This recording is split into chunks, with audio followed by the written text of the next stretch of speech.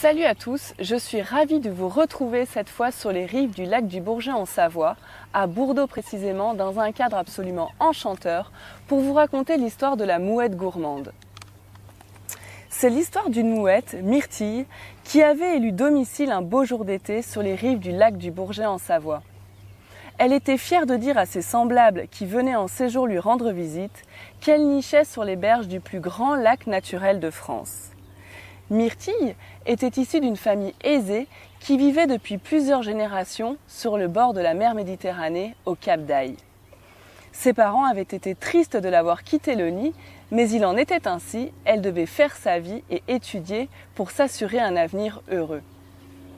Quand elle déménagea, la mouette emmena avec elle un simple baluchon qui contenait un maillot de bain, un masque et son tuba, plus quelques friandises qu'elle picora durant son voyage. Avant de s'envoler, elle enfila autour de son cou son présent le plus cher, un collier serti de perles de culture que ses parents lui avaient offert pour son anniversaire.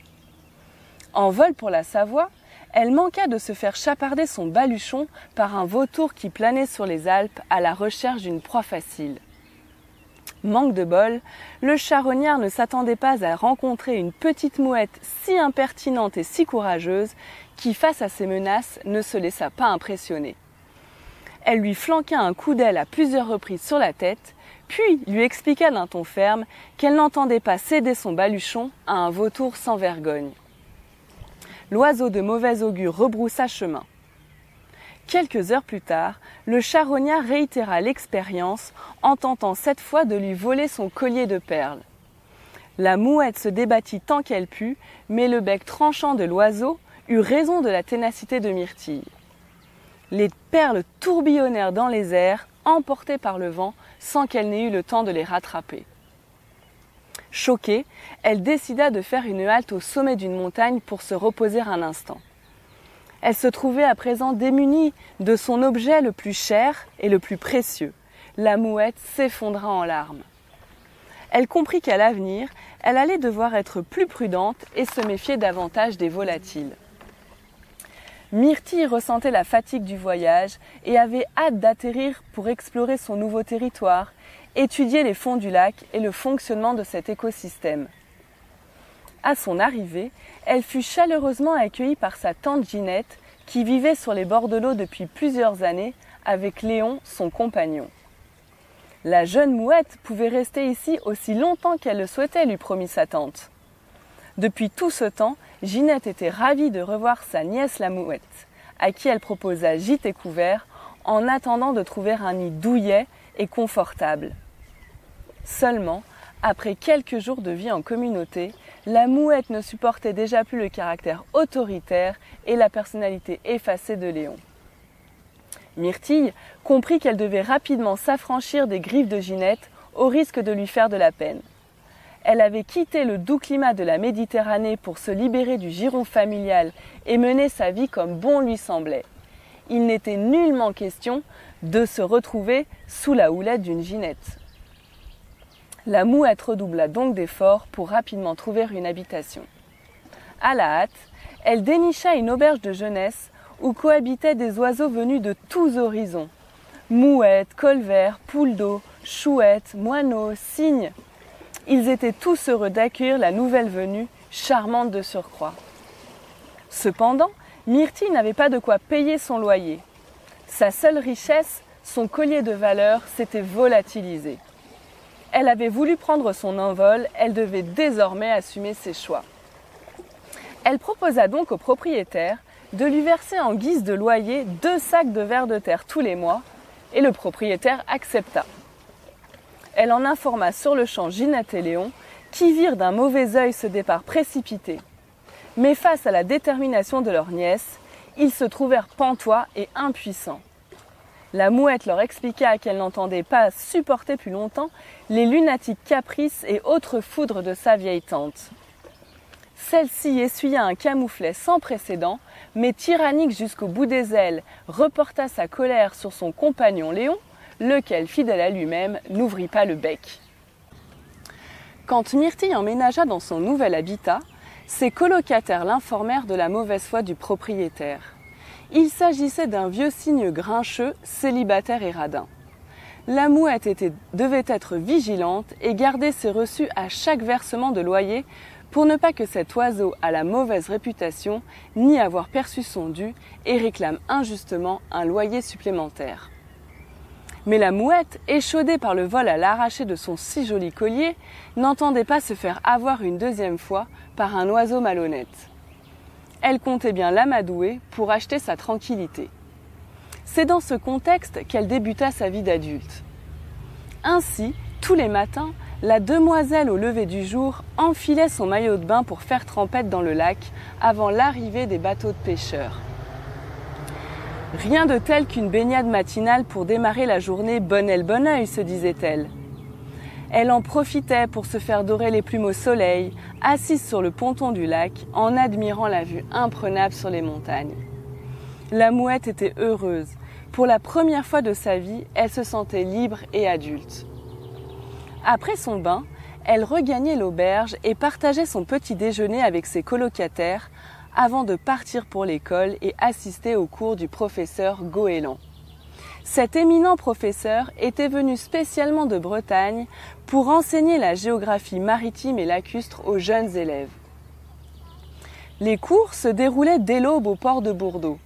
Le lieu était propice à l'apprentissage, à l'abri des regards indiscrets et des perturbations sonores. Cette école d'élite préparait les élèves aux plus hautes fonctions d'ambassadeurs et de défenseurs de la nature. Seulement, la mouette n'entendait pas occuper son temps à étudier. Elle comptait bien profiter de sa liberté nouvelle pour découvrir son environnement. Ainsi, après l'école, elle volait de plage en plage au gré du vent et appréciait la douce vie qu'offrait ce cadre magique. Myrtille observait les touristes venus passer l'été dans le coin.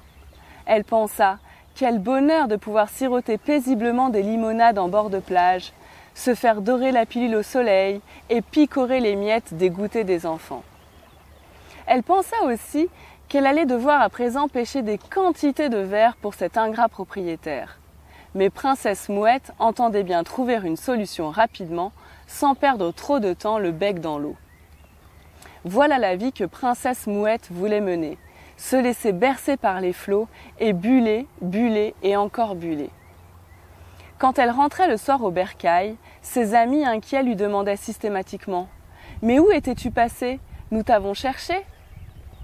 La mouette, ravie de ses après-midi, faisait des comptes rendus détaillés du déroulement de ses pérégrinations. J'ai volé du port de Bourdeau jusqu'à la plage de Brison-Saint-Innocent, en passant par l'abbaye de Hautecombe où j'ai contemplé le lac des heures durant. Ses explications n'en finissaient pas, ses amis la regardaient éberlués. Il conclut rapidement que la mouette voulait en faire qu'à sa tête, elle voulait que sa vie soit une fête. Myrtille s'était très vite adaptée à sa nouvelle vie. Ses habitudes étaient bien rodées. Une fois l'école terminée, elle se pavanait sur les plages du lac du Bourget, picorait tant qu'elle pouvait dans les assiettes des enfants et en profitait pour remplir son ventre et son baluchon de gourmandises qu'elle déposait à la fin de chaque mois chez le propriétaire, lequel était ravi de déguster la nourriture des humains plutôt que des vers. La belle mouette faisait la causette aux oiseaux qu'elle rencontrait et jouait de ses charmes pour séduire les mâles en manque d'amour. Quand le soleil était au zénith et la chaleur intense, elle partait nager pour observer le fond du lac avec son masque et son tuba. Elle constata que cet écosystème était peuplé de poissons dont elle ne connaissait pas l'existence. Elle aperçut un brochet et une perche qui papotaient. Elle trouvait ces poissons pas très jolis, comparés à ceux découverts lors de plongées faites avec ses parents dans les criques de la mer Méditerranée ou aux magnifiques poissons multicolores des récifs coralliens dont elle avait vu les photos. Ce milieu aquatique était différent. Malencontreusement, elle fit la rencontre d'un silure qui manqua de la gober. Elle fut tant effrayée par ce poisson répugnant et d'envergure qu'elle remonta à la surface aussi vite qu'elle put et se posa sur la plage, essoufflée et tremblante. La jeune mouette insouciante apprenait la vie et se heurtait à ses dangers. Mais il lui en fallait plus pour la freiner dans ses élans et Miss Mouette continuait à n'en faire qu'à sa tête. Régulièrement, Myrtille s'invitait avec ses amis à des soirées bien arrosées. sur les voiliers des plaisanciers. Elle nocait des nuits entières et picorait dans les plats. Pour cela, la mouette avait une tactique imparable. Elle se postait sur le mât des embarcations et repérait les assiettes laissées à l'abandon. Puis, après avoir vérifié que personne n'était dans les parages, elle se posait délicatement sur la table et grignotait en toute tranquillité. La mouette avait ainsi pris goût à la nourriture de qualité. Son nouveau régime alimentaire lui convenait à merveille. Fini la pêche au ver, aux poissons, elle préférait incontestablement la nourriture gourmande des humains. Si bien que la mouette prenait chaque jour un peu plus de poids. Quand elle rentrait chez elle, Myrtille était toute guillerette. Mais ses colocataires commençaient à se lasser de son comportement puéril. Ils ne tardèrent pas à la surnommer la princesse du lac. Certains d'entre eux essaient de lui faire entendre raison, mais en vain. Myrtille se transformait au fil du temps en fin gastronome. La gourmandise était plus forte que l'école. À force de planer des heures entières au-dessus du lac, elle repéra un joli 3-mâts ancré aux abords de l'abbaye. Ce voilier était fort coquet et accueillait une fillette et ses parents pour les vacances. La mouette s'y rendait régulièrement car la petite fille dispersait des miettes partout sur le bateau. Un vrai régal, gâteau au chocolat, biscuits à la cannelle, croissants au beurre, une explosion de saveurs pour les papilles de Myrtille. Cerise sur le gâteau, la petite fille les après-midi s'entraînait au ski nautique. Myrtille trouvait cette activité sensationnelle et y participait également. Elle posait délicatement ses pattes sur les skis de la fillette et profitait ainsi des sensations de glisse. La petite fille la trouvait si jolie. Il faut dire que la mouette était toujours très pimpante, vêtue de son joli bikini, gracieuse, un port de tête altier et un trait de eyeliner sur les yeux. La petite fille tomba sous le charme de la mouette. Elle put facilement l'apprivoiser. La fillette la chouchoutait en lui préparant quotidiennement des assiettes garnies de miettes de toutes sortes arrosées d'un verre de lait. La mouette était devenue une vraie princesse. Mais elle n'imaginait pas que la suite de l'aventure serait moins réjouissante. Le dernier jour des vacances, l'enfant demanda à ses parents de l'adopter et de la ramener avec eux à Paris. Les parents de la petite fille acceptèrent. La mouette pourrait ainsi partager la cage des perruches et du perroquet Gaspard. Seulement, la fillette ne savait pas comment la capturer. Cet oiseau était vif. Alors pour mettre en application son plan, l'enfant espérait que la mouette montre le bout de son bec dans la journée. Myrtille, naïve, ne se doutait pas que cette dernière visite serait un traquenard et se présenta donc de bon cœur le lendemain après-midi, comme à son habitude. Mais cette fois, la fillette avait en tête de la kidnapper. Pour réussir son exploit, elle s'était dotée d'une grande épuisette. Une fois la mouette capturée, elle comptait isoler l'oiseau sous une cloche transparente le temps du voyage et le tour serait joué. Quand la mouette se posta sur le mât du voilier, elle remarqua que les valises des vacanciers étaient faites et disposées sur le pont. La fin des vacances sonnait pour les Parisiens. Ce soir, ils seraient partis. Quand la fillette aperçut la belle mouette, elle appela son père et la désigna du doigt en criant « Papa, c'est elle que je veux, tu peux l'attraper ?» Le père s'empara de l'épuisette. La fillette déposa sur la table un bol de lait et une assiette avec des biscottes pour l'appâter. Les yeux de Myrtille pétillaient, le festin pouvait commencer. La mouette ne se fit pas désirer plus longtemps, elle se posa sur la table et commença à picorer sans se douter du piège tendu. Le père, d'un geste rapide et précis, la captura d'un coup d'épuisette. C'était chose faite. La fillette, tellement contente, embrassa son père 1000 fois pour le remercier. Quant à la mouette, elle n'avait plus d'échappatoire. À cause du caprice d'une enfant bien trop gâtée, elle était désormais prisonnière. La mouette se mit à pousser des cris comme jamais. Elle ne pouvait plus battre des ailes. La cloche en verre l'immobilisait totalement. La famille n'avait que faire d'entendre ces cris de détresse. Il n'y avait pas de meilleur souvenir de vacances pour une petite fille que de ramener une telle prise. Le soir, à l'auberge, ses amis s'inquiétèrent de ne pas la voir arriver. Ils se demandèrent où étaient leurs colocataires. Les heures passaient, et ils n'avaient toujours pas de nouvelles de Myrtille. L'angoisse les gagnait, d'autant que le ciel commençait à s'assombrir. Le vent se levait et la pluie ne tarderait pas à tomber. La poule d'eau se demanda s'il ne fallait pas contacter la marina du port d'Aix-les-Bains pour signaler la disparition de la jeune mouette, mais sa proposition n'emporta pas la décision des oiseaux de l'auberge. Ils préférèrent attendre et optèrent pour partir eux-mêmes à sa recherche dès que l'orage serait passé. Le ciel grondait de plus en plus fort. Les oiseaux regagnaient leur nid pour se mettre à l'abri. Il fallait impérativement retrouver la mouette avant qu'il ne lui arrive un malheur, pensait-il. Quand le plus fort de l'orage fut passé, ses amis partirent à sa recherche. Deux par deux, ils volèrent en direction des 4 coins du lac. 2 heures plus tard, ils se retrouvèrent sur une plage du Bourget pour faire un point sur l'avancée des investigations. Les recherches étaient vaines. Ils avaient tous un mauvais pressentiment. C'était certain, la mouette était en danger. Il devenait urgent de la sauver. À force de parcourir le lac, sous une pluie battante et un vent fort, les oiseaux repérèrent de la lumière au loin. Un bateau illuminé à la dérive tanguait au milieu de l'eau. Ils volèrent à vive allure malgré le vent qui soufflait à contresens. Ils déployèrent le plus d'énergie possible pour voler vers le voilier. La mouette était toujours sous la cloche en verre à l'extérieur du bateau. Quant à la famille, elle s'était abritée à l'intérieur et attendait que la tempête cesse. Soudain, une rafale de vent fit basculer la cloche par-dessus bord. La mouette se retrouva sous l'eau en apnée et tenta de se dégager pour atteindre la surface de l'eau. Quand les oiseaux débarquèrent sur le bateau, ils ne virent pas la mouette. Ils frappèrent avec leur bec à la porte. Le chef de famille ouvrit. Avant qu'il n'ait pu réagir, les oiseaux se faufilèrent à l'intérieur pour chercher leur ami. Ils inspectèrent les moindres recoins du bateau pour s'assurer que Myrtille n'était pas cachée dans un coin, mais elle n'était pas ici. Ils entendirent alors des cris venant de l'eau et devinèrent une ombre s'agiter. Ils comprirent immédiatement qu'il s'agissait de la mouette et volèrent à sa rescousse. La poule d'eau et le colvert firent demi-tour pour récupérer la bouée de sauvetage du voilier et la jetèrent à l'eau pour que la naufragée puisse s'y accrocher.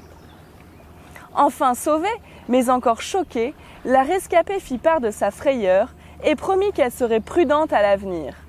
Ses amis réconfortèrent l'imprudente, fort soulagée d'avoir retrouvé sa liberté. Le calme était revenu sur le lac. Le vent avait cessé de souffler et la pluie s'était calmée. Une fois la tempête passée, la petite fille voulut prendre des nouvelles de la mouette. Quand elle comprit qu'elle s'était échappée, elle éclata en sanglots et hurla de colère.